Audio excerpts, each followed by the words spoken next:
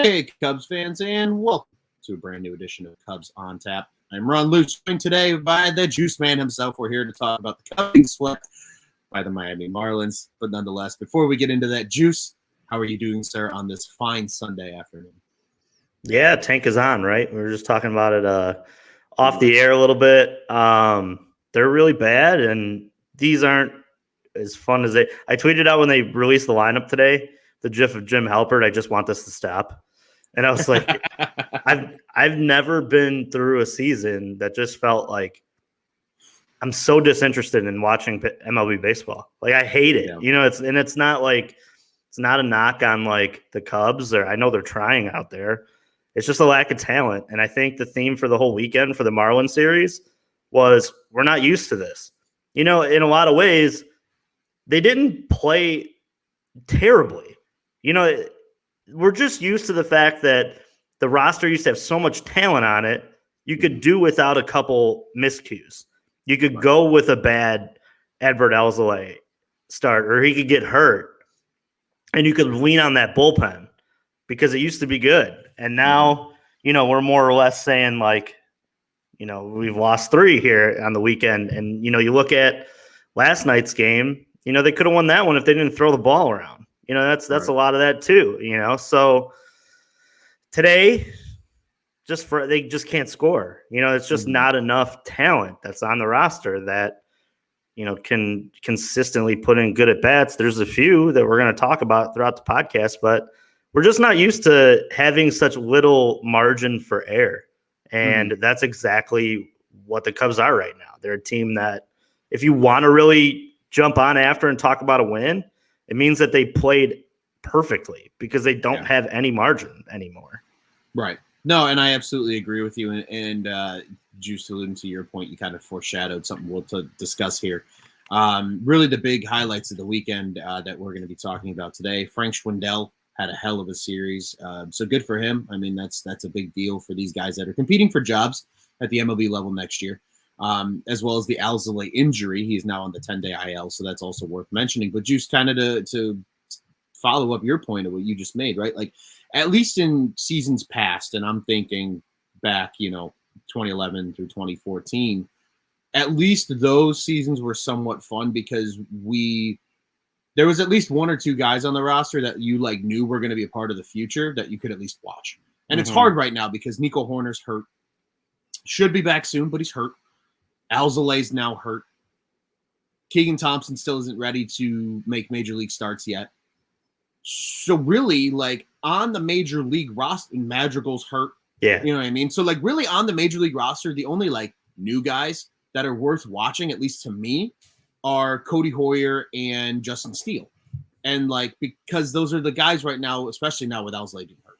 So it is tough. I agree. It's really hard as a Cubs fan to get invested in these games. And it's almost easier to get invested in some of the prospect stuff that you and I have talked about at length. And as Cody dropped into our comments, Alexander Canario's thighs crush coconuts, Juice. And that's the type of stuff that people get excited about right now because that's the future, right? That's what everybody can look to. And especially because a lot of the Cubs minor league teams right now are doing well in the standings too. I believe the South Bend Cubs are very high in the standings. Pelicans are fighting for a playoff spot. I was going to say, I know Myrtle Beach is definitely in the hunt. They actually, I believe, will be on Marquee in approximately 40 minutes. I believe it's a 5 o'clock first pitch on Marquee Sports Network. So for those that are looking for something after we jump off here on Cubs on Tap, that's definitely worth watching. I'm actually going to try and tune into that for a little bit as well. But that's what we have to be excited about. And that's tough. But we will talk a little bit, like you said, Juice, about today's game. But I think the biggest thing, while we talk about the future, right, we're talking about forward looking. It's not so much about the 2021 season anymore. So for me, I think the Alzolay injury is a huge storyline of this weekend because now a guy who they already came out more or less publicly and said, this is a guy we are putting under the microscope for 2022 and beyond, just like they are with guys like Justin Steele and so on and so forth. And now he's hurt. So that's just more developmental time taken away from a kid who has the stuff. We've all seen Alzolay's stuff. But he needs to be able to continually pitch and make those mistakes that help him develop. So this injury is really big setback for him. Only pitched an inning and a third yesterday before he was removed. And then obviously that whole gong show occurred then from there. But Juice, I mean, what are your thoughts on the Alzolay injury? Are you in agreement with me? Is there something else that you're concerned about now because he's hurt? What are your thoughts on the whole situation? Yeah, and he's real young too, and he's shown this pattern of injury as well. That's the most concerning thing, because like we've mentioned, it seems like they're going to build around position players again, like they did, because that is where the value's at, and then buy pitching, right? But with the way the roster's constructed and the constraints that maybe Marquis or the Ricketts are not unable to give the front office, you're going to have to build some pitching as well. You're going to have to find your Kyle Hendricks that fills into that role of homegrown talent and traded for whatever, however you find it. You're going to have to find a young guy who steps up. And he was we had talked about it early on, in the preseason show, that he was my guy to watch, because I thought by the end of it, we would be talking about Edward Alzolay as the number 2 pitcher on the squad. But health and his inability to pitch to left-handed hitters has been something that's really plagued him. And like you said, this is just a part where it's almost like it can't get any worse for 2021, right? If the Cubs are at least going to be bad, you'd hope that these guys like Alzolay and Steele and Keegan Thompson are learning things, because that's going to, and we mentioned it on the last show, the way we turn this around the quickest is going to be through those guys. If they have pitching, you can stay in MLB games. I use the Mets as a great example. The Mets have never rolled out the best lineup, but they've had 3 studs. And I'm not comparing what the Mets had in the minors for what the Cubs are working with Steele, Alzolay, and Keegan Thompson, but it just shows that pitching and defense will keep you in it, and you can hit just enough. And maybe they can be in on a guy like a Corey Seager or a name like we've talked about, Nick Castellanos, that the quicker you can put a bat like that in the lineup and you have the pitching behind it, the quicker you can contend in the Central Division that I think we all agree is probably going to be wide open again next year, considering the Yelich extension kicks in.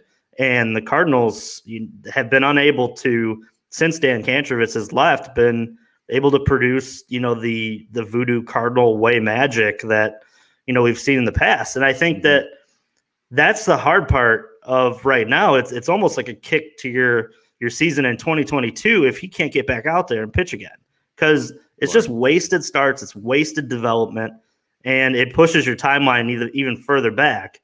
Now, you make the argument, some fans are saying that the Ricketts don't want to spend, that Tommy's probably a little happy on that as well, because maybe it does push the timeline back another year, and they can just hit the bank button for all the revenue coming through the baseball team. But on the flip side of it too, from a business standpoint, who's going to buy Marquee Network and go to games if the team isn't competitive? So, I mean, it's a double-edged sword with that. So to look at it in that way, I'm super disappointed to see him leave. When I got the notification on my phone, I was like, what there's maybe 4 guys on this team right now that you're like, dude, please don't get hurt. Right. And he's one of them, and I don't want to say that I'm rooting for, guys on the team to, have a hamstring issue, but there are guys who are more valuable to next year because, they've, like you said earlier, they've carved out a role, and everybody else is just fighting for jobs here, there, wherever they can find it.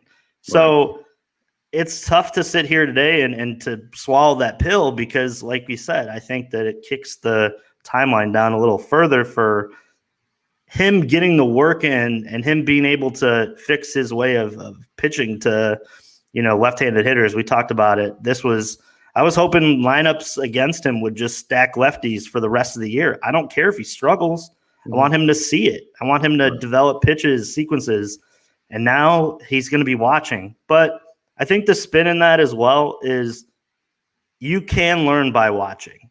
Maybe he goes back and he watches some of his starts and he works with, pitching coaches in the pitch lab to figure out, what grips can I use, to throw different pitches, what can I do better?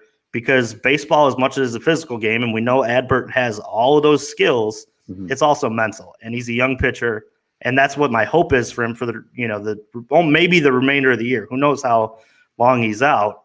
Right. Because especially I think they were talking about it as well, that he was hitting close to that innings minimum as well. They were talking about doing a 6-man rotation just to protect a lot of these young guys' arms. And I know we were talking earlier on in the season, why isn't he going deeper into games? Well, they managed him that way to save his arm. And now it's almost like, well, you don't want to rush him back, but there is some things to be worked on. And maybe that's the best way, to finish this year out with watching starts, working with, David Ross and talking to, the pitching coaches and working with Pitch Lab to figure out, what do I do better against left-handed hitters? Because you may be hurt, but there's a way to get better. Absolutely. There's a way to still be a student of the game, even though you can't physically be out on the field. And I think that will be a big key for Adbert. And I'm sure that he strikes me at least as a guy that will do stuff like that. I think he wants to get better. He wants to be a part of this team for the long term. And I think the team feels the same way. Anytime you can have young, controllable arms that have nasty stuff like Alzolay has, you want to keep those guys around, but you also want to see them be able to develop. You want to see them be able to get those meaningful reps. And like you mentioned, a lot of us were hoping that he would see a lineup full of lefties every single day, because then at least he's got to get used to pitching to that. And once he learns how to pitch to that, then he becomes even more deadly as a part of the future. And I think I agree with everything else that you had to say too. I think that is going to be what is missed most, but hopefully he can still continue to be a student of the game off the field, and he can learn just from watching some of these other guys on the team. And speaking of other guys on the team, maybe a little bit of a transition here away from pitching, at least for a few minutes. But worth mentioning is Frank Schwindel had an excellent series this weekend against the Marlins. I believe his final line for the weekend, after today, I know this is definitely updated, but I believe he was like 5 for 12 or 6 for 12 with a bunch of doubles and a couple home runs. I mean, he was definitely the Cubs' best offensive player by far. He's up to, I believe, 303 now. It's his major league average on the season. Obviously, that's in a very small sample size. I believe today was just his 22nd game in a Cubs uniform. So take that for what it is. But, Juice, what are your thoughts about a guy like Frank Schwindel? Because obviously, we as Cubs fans maybe see him as like hey, we love your storyline and everything and seeing you do well. But what else kind of comes to mind for you? Because I'm sure a lot of other fans are wondering what people think about, like, what we joke on the Cubs on Tap Twitter account, the legend of Frank Schwindel. Yeah, I think when you look at his career path and the way it's somewhat similar to the rise of Cubdom for Patrick Wisdom. It's and not in that kind of large spectrum, but I mean, it's not like he's a young guy. He's 29 years old. He's bounced around, but you're going to have to find guys that fill in on that bench, right? You're going to have to find guys who want to be there, who are cheap, who are able to, come off the bench and do a spot, start where they fill in at first, or, a stopgap. I know we traded for him, but like Carlos Pena was like, that was the stopgap, right?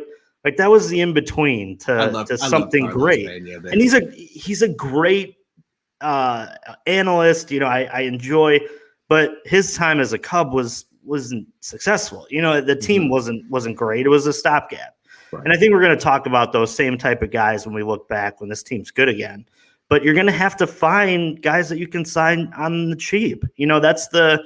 Because if you're really truly going to go out and spend big money to get, top of the line free agent or a couple top of the line free agents, there's so much on this team that needs to be filled that it's just a matter of you're going to have to find bench guys cheaper. And I could see him fitting as that. He's a decent player who maybe you have like a lot of those guys like David Bodie and Patrick Wisdom and maybe Frank's part of that. Rafael Ortega, guys that are depth, guys that have showed you they've earned the back half, or maybe they go and they find another job. Great for them. Kudos to them for taking the time and the opportunity that the Cubs gave them in the second half to carve out a spot somewhere else, and that's, I love the story. It's a glimmer of hope and something that obviously is very dreadful right now, which is watching these Cubs baseball games. But yeah, it's been a great story. Much like Patrick Wisdom and Rafael Ortega, we're going to need something to talk about and something to get excited about. And while, yeah, he's 30, great, maybe he's not a future part of the plans, it's a great story to see. It's something that I enjoyed watching his at-bats. And I think it's a testament to the MLB that, like, it is such a crazy league, right? Mm-hmm. You know, you could be somewhere, you could be nowhere, and then you find yourself one of the hottest hitters in the game right now. And that's great. You know, I think that's what makes baseball great. It's just so damn random that, you know, you never know what you're going to see. I mean, last night, or was it today, Gibson from the Arizona Diamondbacks throws a no-hitter in his first start. Yeah. Like, how great is that? You never know what you're going to see on a baseball field. And I think for us at Cubs on Tap, like, it's been really gloomy. So to see, like, these guys perform and have good at-bats and have good series, it's refreshing to think that, like, you can pick off that scrap heap and find players that fit. And it does give you some hope that the front office knows what they're looking at when they go to that. And I think that's a silver lining for what we've seen out of Ortega, Patrick Wisdom. You know, David Bodie was that before that. He wasn't a big name, but, you know, they were able to make something out of, you know, low potential. And sure. I think that's a testament for this front office. It bodes well for the future. Yeah, I was going to say, to me, I like the one point that you mentioned, especially with the, you know, like, kind of picking off the garbage bin per se.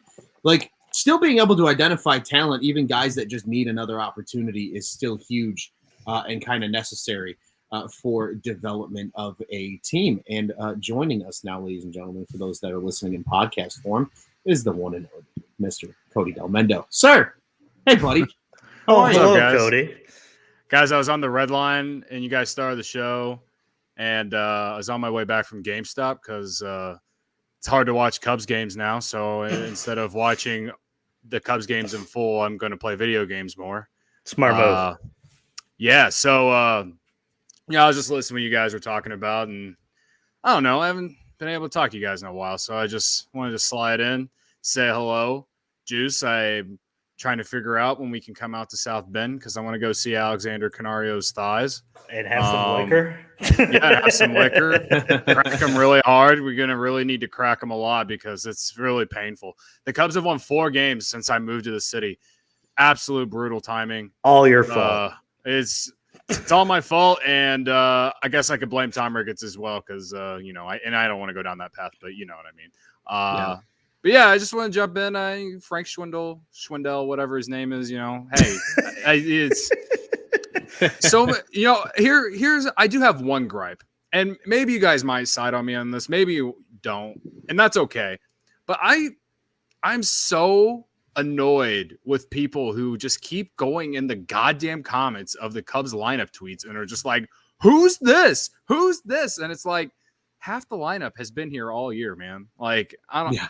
They've just been so like annoying guys, right? And then like I've gotten it's also a played out joke too, right? Like, right. It's really not that funny. Like I literally yelled at Tommy at my desk the other day because he like posted a meme saying that on one of the lineup tweets the other day. Like I think it was like last Thursday because we both work at our day jobs are the exact same. His desk is literally right next to mine, and I literally looked at him as I sent the tweet and was like, what are you doing? Shut up.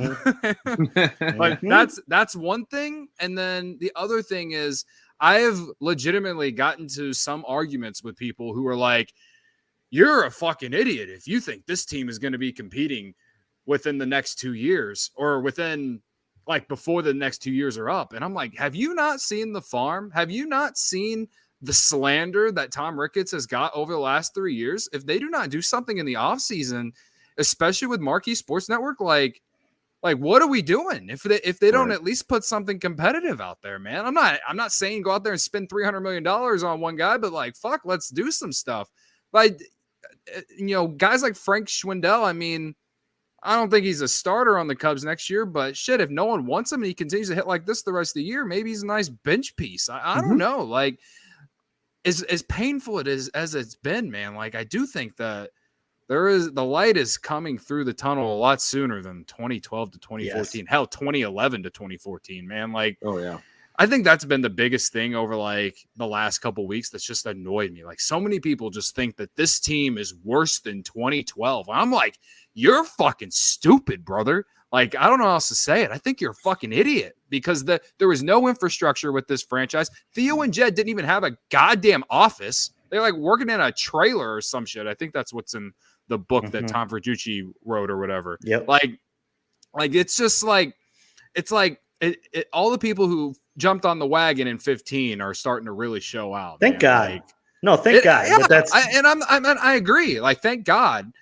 It's just like annoying though. It's just like, go fucking root for the White Sox, man. If you guys are going to be like this, go root for the White Sox. Like, that's fine. Like, I'm not, you want to root for teams that are always winning and always consistently good. Cool. The Cubs are going to be there sooner than you think. And whenever they do, and you're rooting for the White Sox, you're going to have to choose which one. And I'm going to remember. You guys might not, but I will remember. Too many will sink through. I think the most frustrating part of it is people don't realize the amount of money when they did trade the three came off the payroll too. Like, going into next year, it's not like they're going to sit with a $40 million payroll. They're not. Right. They're not the freaking Tampa Bay Rays or the Oakland Athletics. Like, they're a big market team with a lot of money coming off the books and a lot of decent, free agent pieces out there. Now, that is not as easily controllable when you're, kind of painted in a light by former players that is not as appealing. But with that said, money seems to cure a lot of problems too. So you may have to pull out the bank a little bit more to pull in a Corey Seager type move, but they're stupid if they don't even look into it and be at the table to at least see what the cost is and see if he wants to fit here. And who knows? Yeah. That's the stupidity that I think I hate the most from this fan base as of right now, because they just expect them to bank all this money that's going to come in from marquee and from people coming to the games. Well, no one's going to come to the games if they don't spend. That's clear, right. And that's been shown since the trade deadline. If you go to the park, it is half empty. And if you look at the Southside series that just happened, it was mostly White Sox fans going in and taking over Wrigley. Same thing with like the Brewers series too. There was a lot of Brewer fans as you look around the park. I was at one of the Brewers games. By the third inning, I guess you could say it was a little bit more full than like at first pitch. And, sure. Maybe my game's a bad example because there was a giant rain delay for like an hour and whatever. But, all these things you just said, Juice, it's like, it's an even more explanation to why the Cubs will like do something in the offseason. And like, why would Tom Ricketts say, I expect our team to be in the NL Central division race next year? Why would he say that, knowing that the entire city is just angry at him right now? And over the last 3 years, why would he say that? And then and then tell Jed to not do anything. You know what I mean? Like, doesn't make any sense. That throws more fuel on the fire.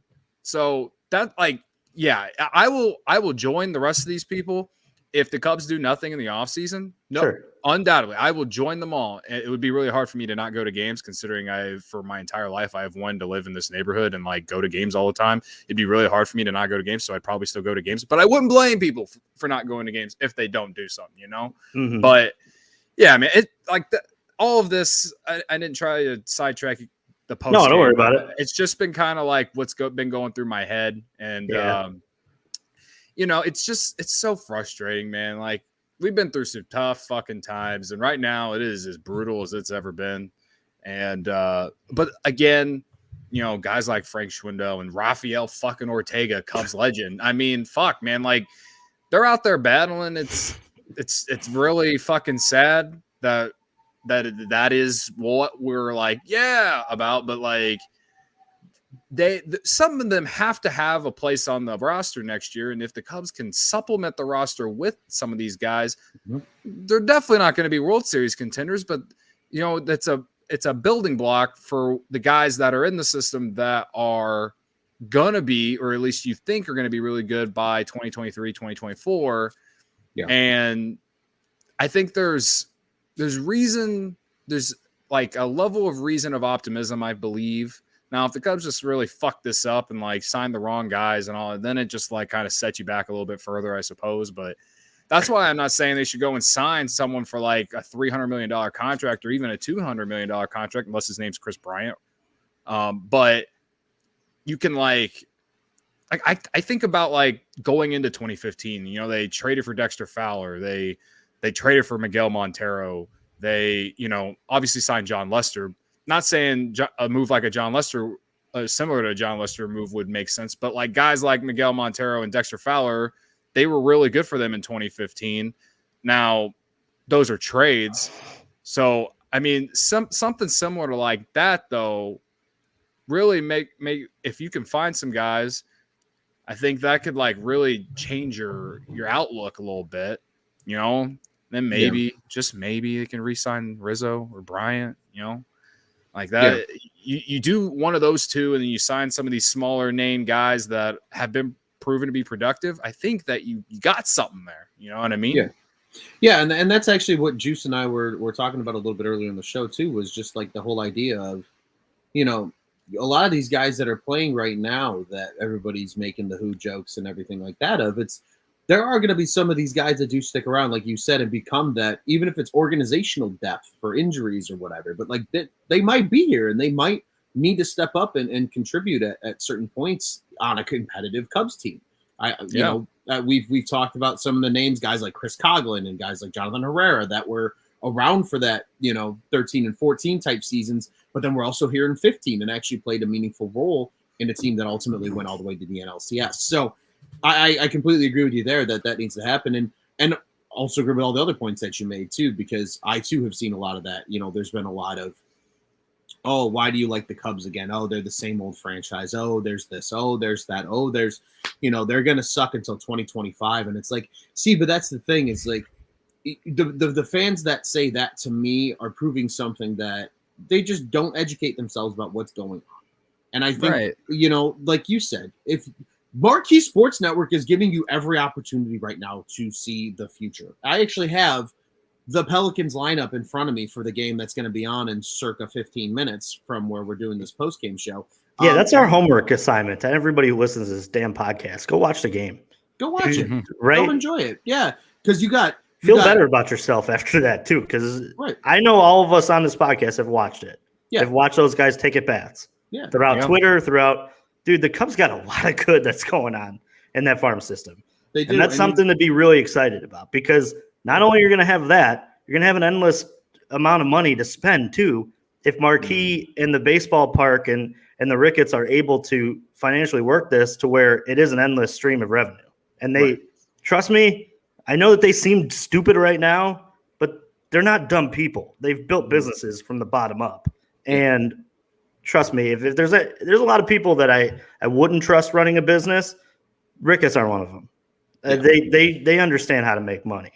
Well, and especially like tonight, right? I mean, if we're talking about purely enjoying the talent that's coming up in this team and what's going on that is good, you've got Pinango, who is a top 30 prospect right now in the system playing left field. You have a guy who was in the top 30 before all the reevaluations and obviously trades, and Jordan Wogu, friend of the program.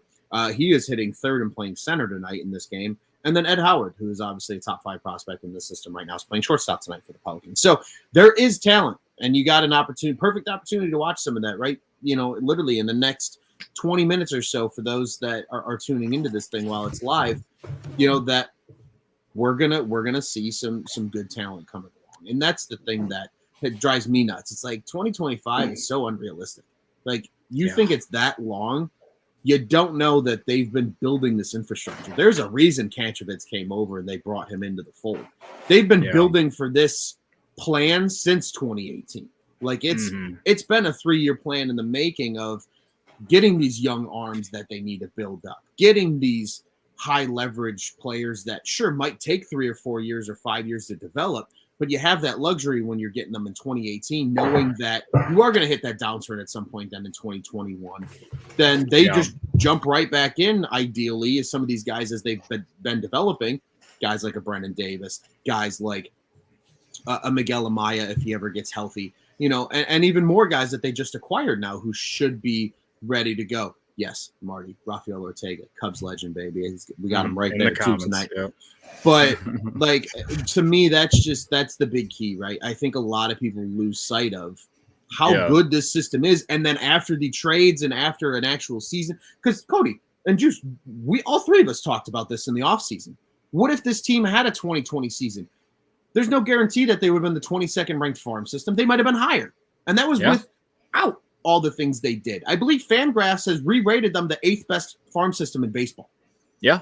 Yeah. Like you recently, are correct, this was like a week ago, I think I saw that. They were like 8 or 9, yeah. Yeah, they're top 10 farm now. And a lot of these guys are closer than people think. And if they keep playing bad, they're going to have a top pick, and they're going to add to that.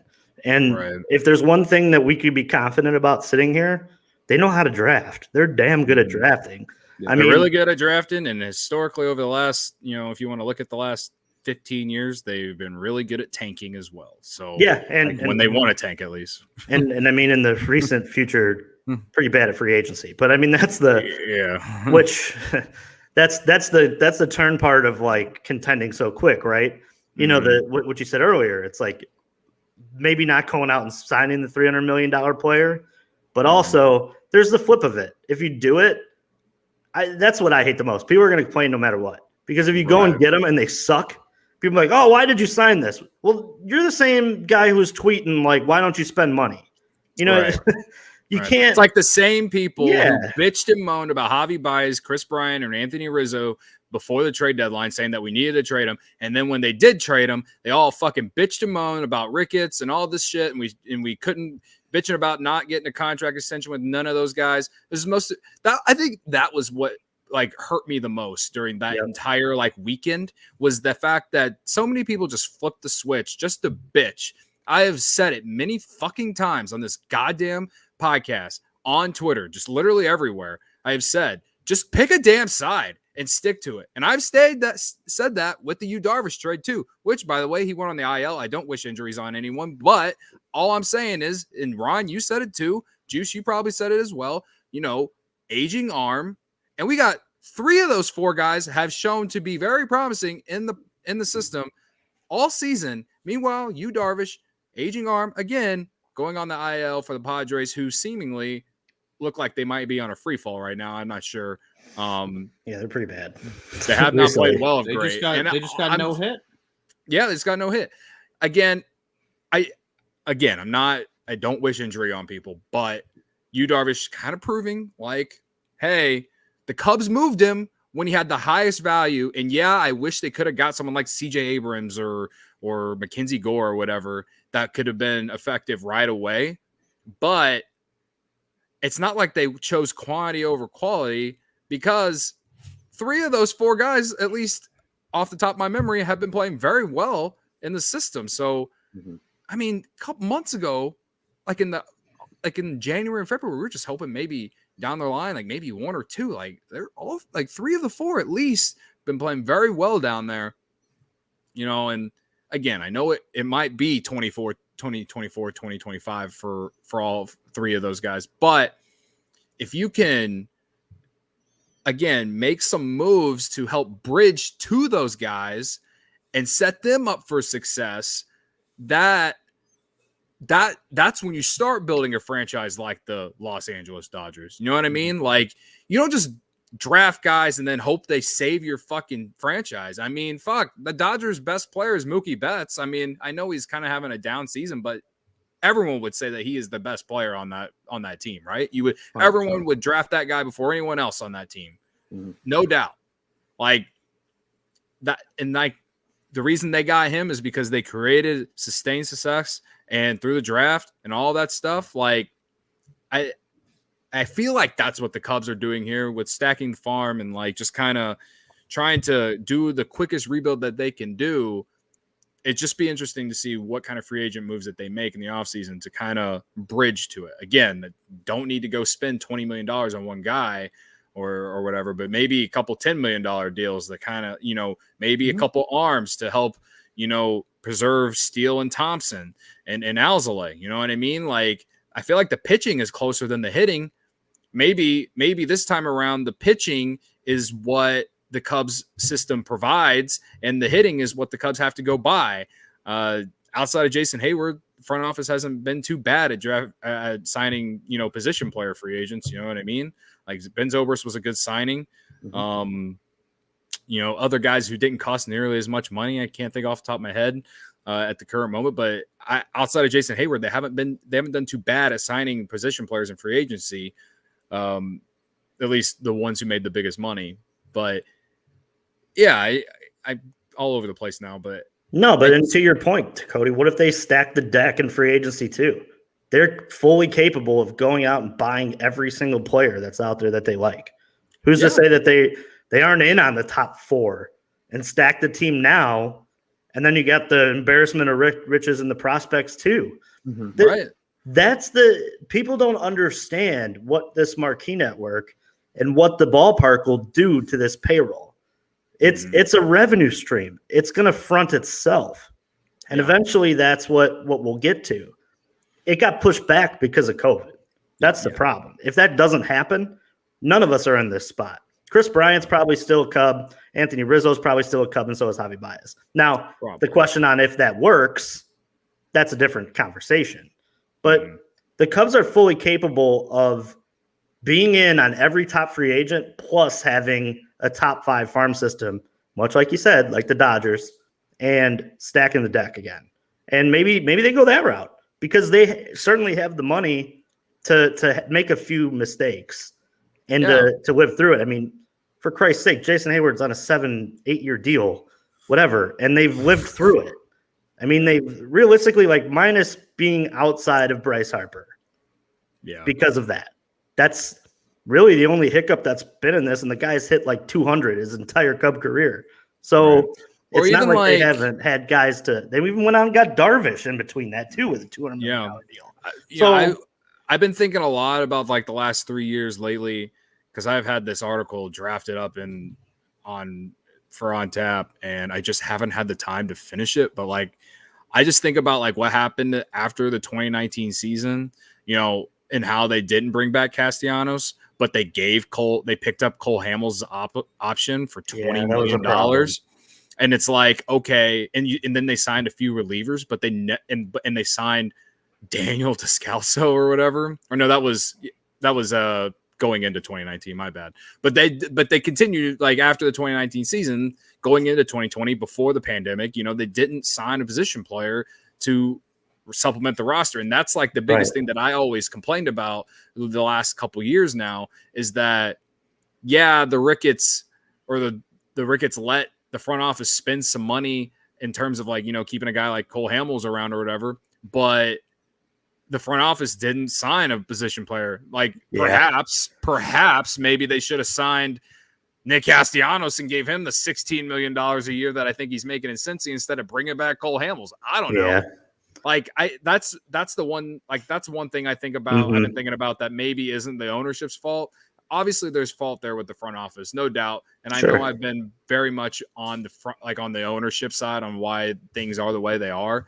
But that's one thing that I will give Tom like a pass on is just how the 2019 offseason went. But, other than that though, it's been kind of like, just kind of up in the air and you don't know what they're doing. And it is what it is. But now since the trade deadline, it's like, at least there's direction. At least we know what they're doing. At least there's hope. There's guys to look forward to. Just got to get through the end of the season, man. Cause it's just been brutal. And it's tough to watch. As brutal as it is though, it's just like, all right, well, Rafael Ortega is going to earn himself a contract and you're not going to have to pay him that much. And he can start in center field next year, perhaps. I don't know.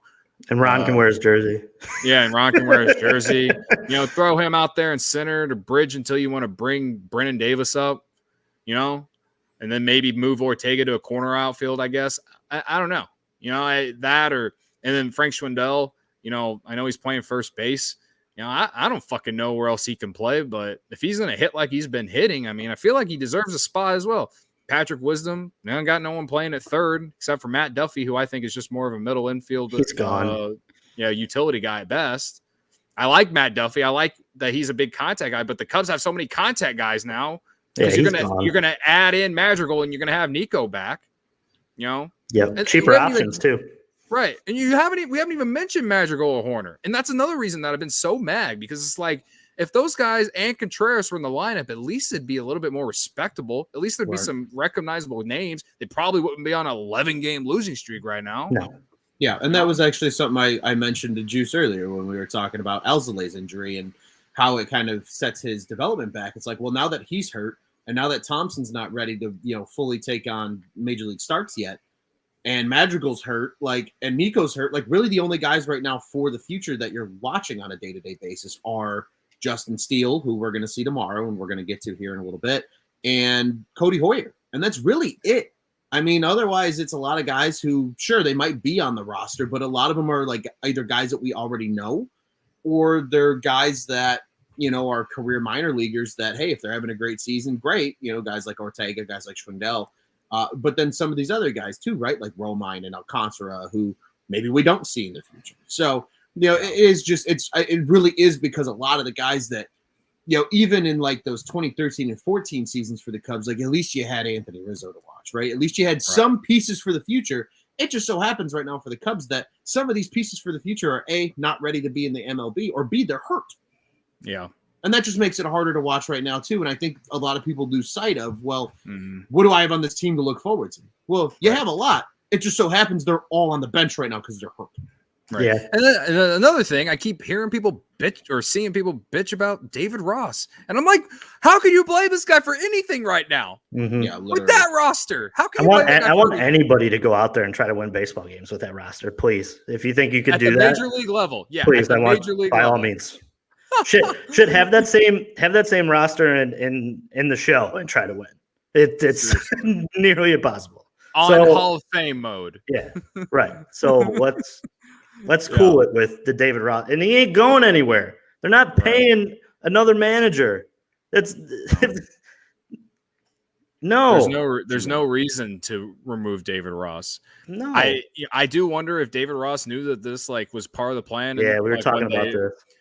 But at the other end of it, it's it's the first opportunity he's got to manage. He probably was just all right, well, we're going to do this anyway because at least I get to do what I want to do, and it's with the franchise that loves me, with the fan base that loves me. I don't know, whatever. But question though, do you think he's the manager when they're ready to contend again? I think so. I think I still think that's to be determined. I still feel that way. I think he managed enough or managed well enough in April and May to prove that if he has a winning team, he can be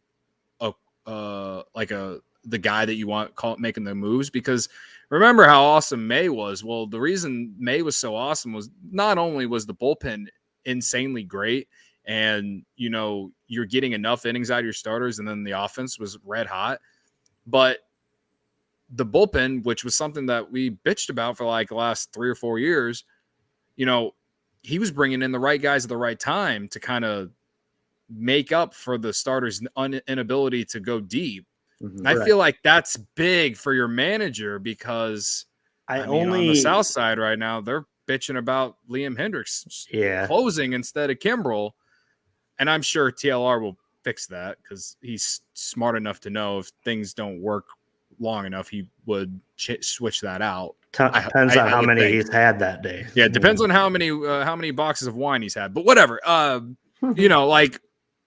think that his ability to manage a bullpen, he has proved that he can do that. And I think that, when I think about what the manager's biggest biggest quality, I would say a good one is one that can manage a bullpen very well on a consistent basis. And I think that he did that. And that was one reason why Joe Madden lost his job, right? So right.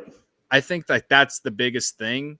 Now, he has put out lineups out there that I'm just what the fuck are we doing? Are we just throwing this game away? But the only reason I say that is because does his contract end when they're starting to be good and there's somebody better available, somebody more proven?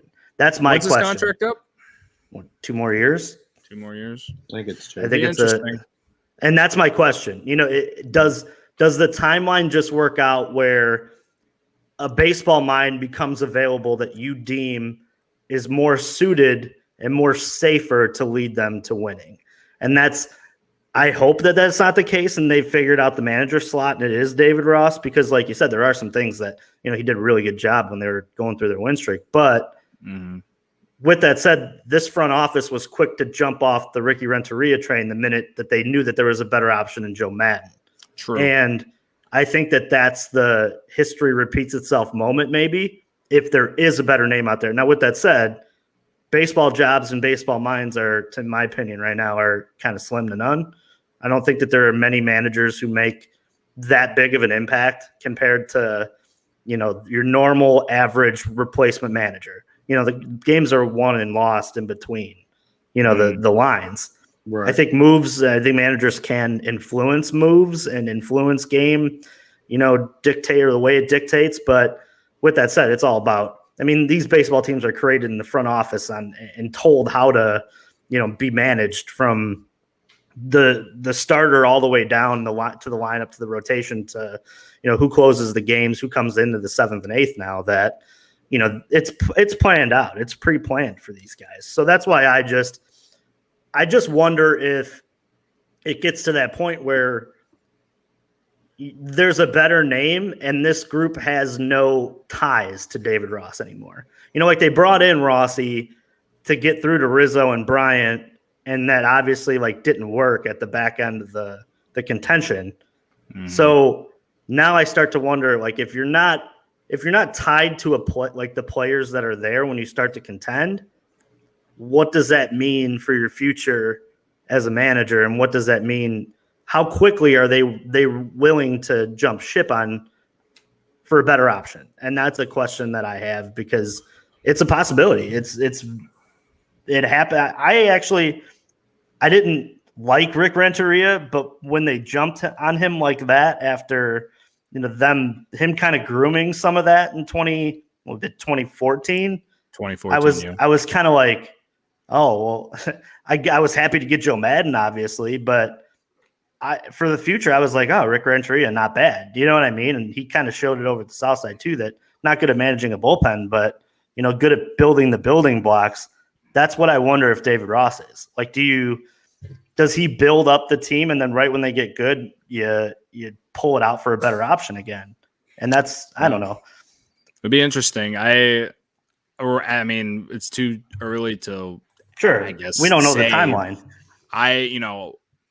At this moment, and me thinking that the Cubs are going to be in the division race next year, I would say that he is going to be sticking around unless the Cubs are in contention and he has a terrible playoffs in the next year or two or whatever, and something just kind of, I guess, shows that he just can't do this job anymore. I don't know, but right, kind of like a Dusty Baker type situation, I guess. I don't know, but I don't know. He just hasn't shown to me that he can't, Sure. Yeah. Not only, I'm with you on that.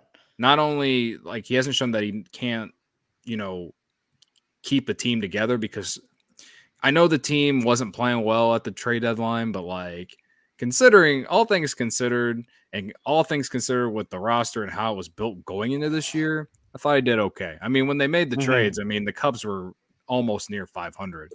Mm-hmm. That's honestly that's better than I thought it would have been if you would have asked me after April or before April, ended. We went into the season with no expectations.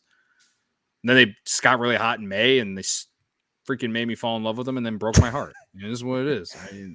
I don't know. I just think he's done better than what some people want to give him credit for. So, question for you guys though: if this offseason emerges and reports say that they're in on every top free agent, but they fail, they miss out on a different team, outbids them, or you gonna be pissed off? Are you gonna be, hey, they tried? I think that's a tough spot to be in for them, because it's almost like your fan base is so polarized mad right now that I think agents know that they have to be the top guy at the table, with the highest bid, because they're in jeopardy of losing a vast majority of their fan base to, not even investing in coming to games. Yeah, I think if I don't mean to cut you off, Ron, because I know you've been kind of quiet, but I'll just say that if it's in reports that the Cubs were in talks to get whoever it is and they're in top names, I mean, I think as a fan, it's not that I would be mad. I would just be annoyed because it's like, all right, they want you depending like if Carlos Correa gets, I don't know what his market is, but if he got $250 million and from some team and the Cubs were in on that, but they offered like somewhere close to it, but it wasn't what he ended up getting and it was more. And it's like, all right, at least the Cubs tried. Maybe they didn't think he was worth $250 million, whatever. It would just depend. Like there's a lot of factors into it, like if they're like when the White Sox were in the running to get like Machado and they only offered him $175 million according to like Twitter, but like he got paid like 300 and some million from the Padres. Like then that's a reason to be mad at ownership and whatever, because that's such a, like, you're not even like you're at the table, but you're not even in the room.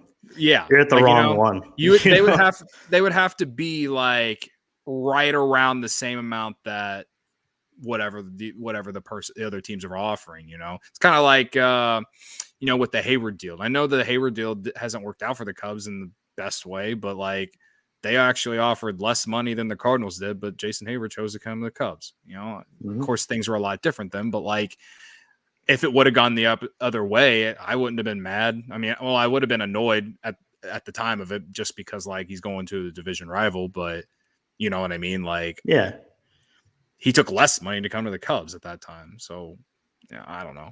Ronald.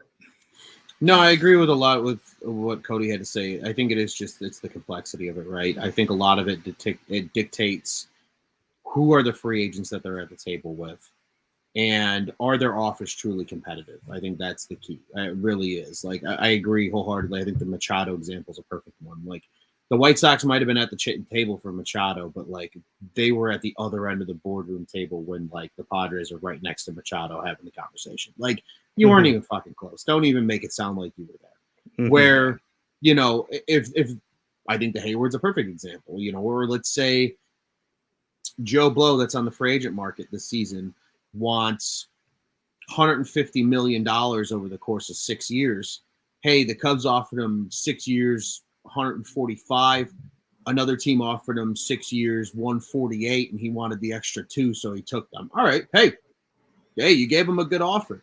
I think the key then too, though, is if you are in on a couple of top guys and you miss, are you at least going to spend some level, even if it's mid-level money, to maybe still fill in a couple stop gaps for maybe just a 1 or 2 years type thing? Like, are you willing, hypothetically, let's say they come back to the table for Rizzo and they miss out on Rizzo. Okay, let's say you missed out on Anthony. Do you go get a, obviously he's not the same player now, but a Mitch Moreland of the past level first baseman to at least come in to give you something better than what they currently have because you don't have that next first base prospect ready? Like, to me, that's the big key. It's okay. Are you willing to take the shot? And if you miss, that's fine. But like, are you willing to at least go collect the rebound and try to kick it out to a teammate? Basketball example here. Like, are you willing to at least still do something then if you miss on the big guys? Meet me halfway. Right. That's, yep. If they just shoot for the stars and say, hey, we went for all the big guys, it didn't work out. Sorry to you, big pimp. It's like, no, you just said you were at the table to make it sound better. But like, if you go, you miss, but you still do a little something to at least like fill in some holes, then I would be like, okay, hey, I see where you guys are going here. I see the wheels turning. That's good. That makes me feel better than them not doing anything at all, or just saying we went all out for it and missed. And that's then not doing anything at all. And that's two very educated Cubs fans' opinion and analyzation. What I think happens in that scenario is there's so many dumb ones out there who are going to sit and say, you didn't spend. And that's what I think puts the Cubs in a vulnerable spot, because while us looking at it in the eyeglasses of watching the team and understanding how this business works, yeah, that's the right answer. But there's so many bandwagon people who, like we were talking about earlier, don't understand what's going on in the farm system, don't understand what's going on with the team, that are going to look at it as a matter of they failed. And I worry that the revenue from that big group that's out there doesn't come if you're not the one who's overbidding. And I think that's the problem with the Cubs negotiation stand at the moment. And especially sometimes I just wish that the front office and Jed would just shut their mouths. From here on out, keep everything in-house until the free agent market opens. Because the more you say, the more expectation you put for us. The more expectation that is out there is less and less negotiation powers, in my opinion. The more that the guy on the other table knows, the worse off you are. And they seem to be the one at the poker table, and everybody knows that they're holding two pair. You know what I'm saying? That's they're not playing poker with these guys right now. They're hands on the table. You know that the Cub fans are mad. You know that no one's happy with this rebuild, and everybody knows it has to be quick. You're going to lose people real quick if you don't do it within the next 2 years. And I think that does not bode very well for the free agent market. With that said, I think the backbone you can lean on is the fact that they do have a lot of money coming off the books. So maybe you do have to overpay for, I don't know. I keep saying Corey Seager, but that seems to be the guy that's at the top of the market. Will probably, be one of the ones that dominate the most money. Maybe you're in on a guy like that, that maybe you are the furthest on the market and you do overbid. But with that said, you're overbidding on a large scale for a young talent. Right. And I think that's the move that maybe Cub fans get excited for, because regardless, in the moment, there's no way to frame that as bad spending, even if it's that over the head more of an offer. You know what would cure that entire situation of the Cubs fans being mad, and then I guess somewhat if you were able to spend some and put a respectable team out there. I guess I'm not exactly explaining it the correct way, but no, I get what you're saying. You do enough. You do enough, to I guess get people to come to the ballpark. But to me, it wouldn't even be a way to just kind of fool people into thinking that it would be a good team. But it would just kind of rest better on Cubs fans' souls, and just happiness with the franchise would just be calling Anthony Rizzo's agent up and, be in talks as soon as the season's over, as soon as the Yankee season is over, find out what his market is. What are other teams offering him? And if his offer is somewhere near what the Cubs offered him, not only can we feel better about the quote unquote low ball offer, but also it would make fans happier if Anthony Rizzo was a Cub again. Sure. And the only reason that I'm really okay with it is the Cubs don't really have any first base prospects. Bryce Ball is 26, and not that it's wrong to be 26, but he's been in the minors for a while. Probably I don't know, but I'm not going to rely on Bryce Ball to be the next Cubs great first baseman when you can just offer Anthony Rizzo a nice whatever, a 5-year, $90 to $100 million deal. If his market is more than that, I would at least understand why the Cubs didn't do that. But if they were to bring him back on somewhere between 90 and $100 million on a 4 or 5 year deal, then I would be okay with that. And to me, as we speak right now, that might be paying a little bit more than what you would want to spend, even though he's been really red hot with the Yankees before going on the COVID list. But I think we've clearly seen what this team is without a guy like him on the roster in the lineup. You know what I mean? I'm not saying we got to bring all three back, but one of them needs to retire a Cub. And I would rather have Anthony Rizzo than no one. So that's fair. I guess that's the one ace in the hole you got, right? To go back to the poker. That's one guy that you're gonna invest $20 million AAV. That's one guy outside of Jason Hayward. Shit, maybe even front load it to where it's, the contract is worth way more, but the back half of it is, easily tradable, and not to say that like that's where he'll be, but as he gets older, he's going to decline. So, I mean, yeah, I could see that. But that's kind of like what I'm saying, like what they should do this offseason, because we know that they're not going to be World Series contenders next year because no one in the farm is fully ready outside of Brandon Davis. But if you bring back a guy like Anthony Rizzo that brings leadership, it brings, experience, it brings someone that can that can keep that locker room together, help Brennan Davis grow a little bit, that kind of stuff. And it does that, and it makes your fan base a little bit happier, and you show that you spend money. You know what I mean? Well, in the back half too, you repair the image that you had with free agents, by saying that they don't pay if you've been there. If you give him a little bit more on the back half of it because he means so much and he brings people to the baseball field, then that kind of speaks to hey, they had a bad season. They traded to get some prospects, but then when this all was said and done, they're the one who handed Anthony Rizzo the 5-year, $100 million deal, whatever it ends up being, and that's that kind of refreshes free agency mind where it's like, okay, the Cubs are going to pay money, and maybe do that early. Maybe that's the first move you do.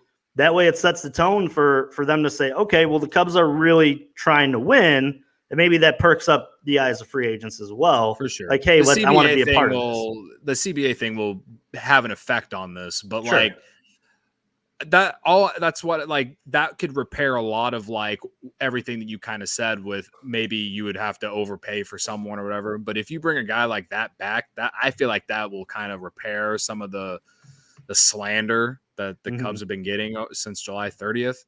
So, even like Nick Castellanos, I know Ron's big on him.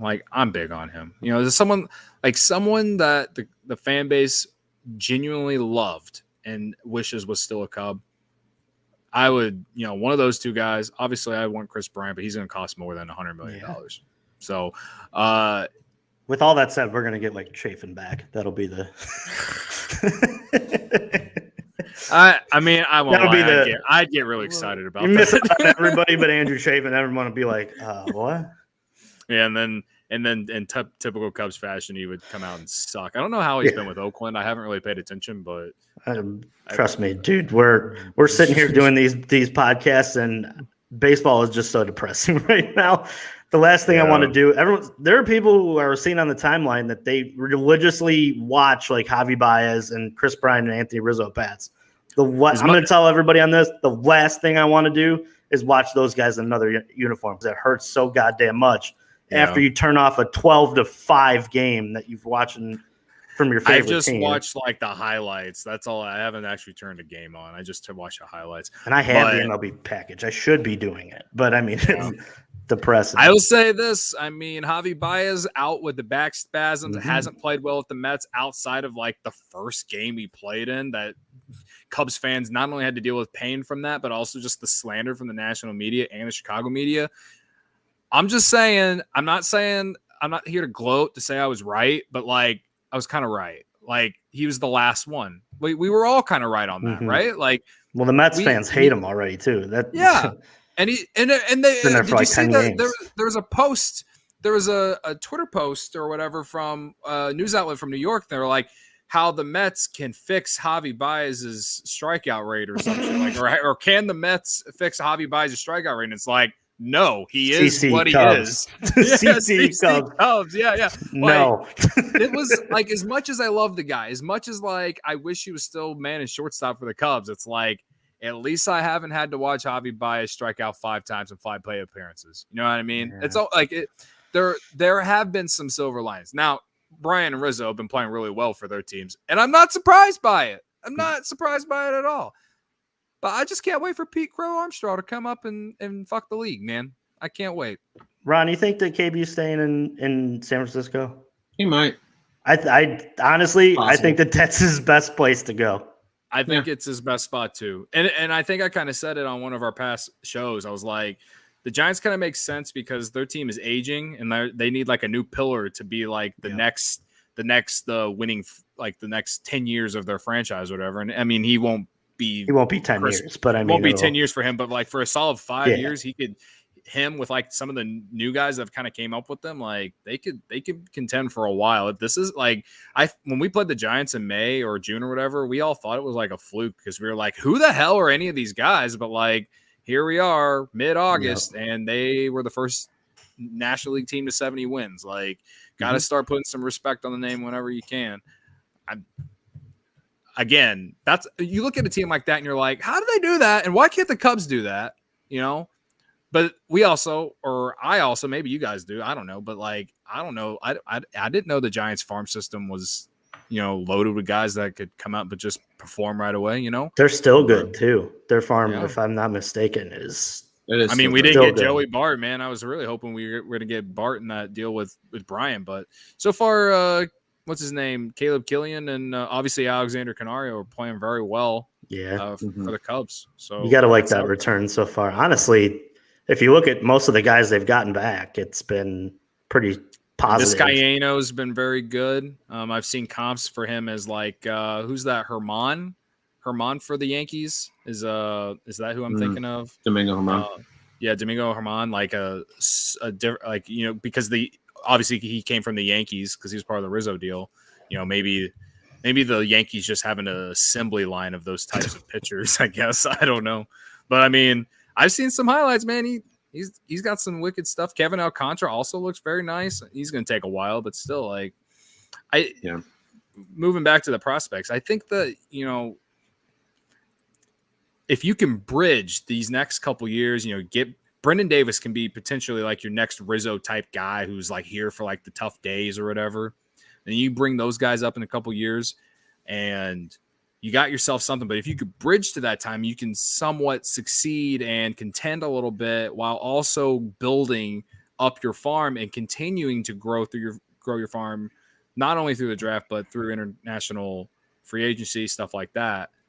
I think there's a lot of good there if the Cubs can just do everything right, or at least do 75% of it right. And the timeline works too. So. And the timeline works too, right? I mean, it's like when these guys do come up and they start becoming arbitrational eligible, it's like if you sign somebody this offseason, they're going to start to be on the back half of the deal. That's the timeline just seems to work for them to be in on every single top free agent this year. Now, is there fits? That's we don't know. We're not in Jed's head. We don't see how he's going to structure the future here, but I do think that they'll be that dark horse team that everyone's like, oh, and out of nowhere they make one of the highest offers to a guy. I really do. Yeah. I think that's you won't hear anything. You won't hear anything. Then they'll survey the market. They'll see. They'll talk to the agent and what the price is, and then they'll be like out of nowhere that they signed a big name.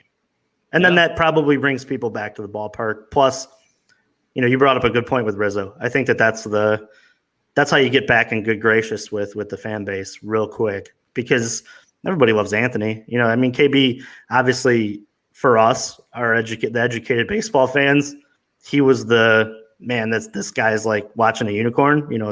It's you don't get that very often in your franchise. Yeah. But he never really had the love factor that Rizzo did, just strictly because obviously Rizzo was here. But also, I think Anthony's playful, fun personality kind of is what drives that as well. That's and this story, sure. The whole cancer background thing, him beating it, and him being through the dog days.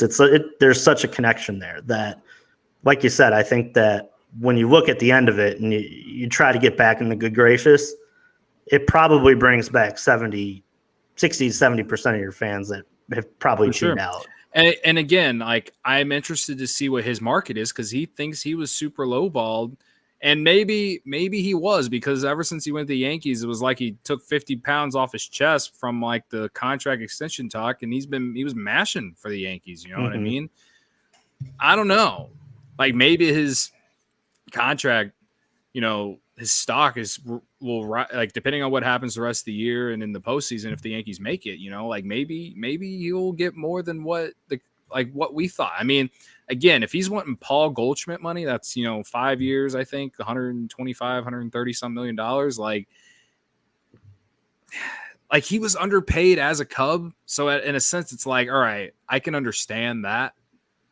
At the same time, though, like I also understand where the Cubs are right now. So I feel like you have to have some give and tug there as well. Even if it doesn't, bring fans back. Like I want to bring Anthony back. I really do. I just, I don't think he's worth Paul Goldschmidt money. But I'm completely fine with them front loading it, knowing that next year the payroll is super low anyway. True. That is true as well. So again, if they want to do 130 and they just spread it to 2 years, it's real early, it's real high ABV, why not? Yeah, that's not a bad idea, especially when you're not paying anyone. So right. Yeah. No, and tons of possibilities on that front. I know we went down a hell of a rabbit hole there. Oh, I love rabbit holes, though, Ron. Oh, here we are an hour and 10 minutes later. Yeah, and we do still have a game to talk about tomorrow, so I am going to go ahead and steer this conversation that way. We have to talk because about do we really? I mean, Cubs play the Reds because Justin Steele is on the mound. That's why I'm intrigued. That's why I'm toughest Steele, baby. That's my guy. Put it on his shirt, Ron. We're working on it. We're working on it. So at 6:10 tomorrow, local standard time, the Cubs are out in Cincinnati, Ohio to take on the Reds for a 3-game series at Great American Ballpark. As we mentioned, it is Justin Steele on the mound for the Cubs, so that alone is worth tuning in for the game, if you ask me. And then on the mound for the Reds is Wade Miley, who has actually had a pretty nice season for the Reds, the big left-hander out there. So, gentlemen, just quick thoughts on tomorrow's game and what you're looking for. I know for me, obviously, I would like to see Justin Steele maybe get more strikeouts, I think is the big thing. He was working a lot of contact, which is great, but we all know what he can do in terms of Ks. So I'd like to see him increase that K number from the 1 that he had in his debut to maybe somewhere in that 5 to 6 range. But that's just my thoughts. Gentlemen, the floor is yours. Yeah, I mean, I'm with you on the strikeouts. I'd love to see what his MPH on the fastball is. I remember as a reliever, he was pumping 98, and he was doing that as a starter in Iowa, but that wasn't doing that in this first start.